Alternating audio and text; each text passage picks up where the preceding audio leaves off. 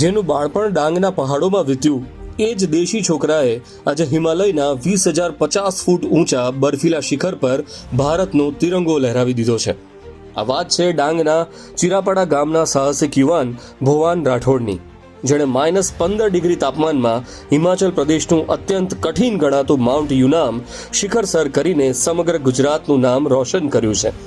Ahwa collector કચેરી ખાતેથી હાથમાં રાષ્ટ્રધ્વજ લઈને નીકળેલા ભુવાન માટે 6,111 મીટરની ઊંચાઈ પર પહોંચવું આસાન નહોતું.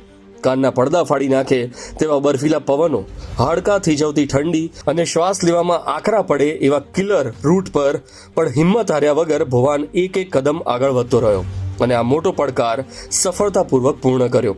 આખરે માઉન્ટ યુનામની ટોચ પર ભારતનો તિરંગો લહેરાવીને ભુવાને સાબિત કરી દીધું કે જો ઈરાદો મક્કમ હોય તો ડાંગનો સામાન્ય યુવાન પણ હિમાલય સર કરી શકે છે.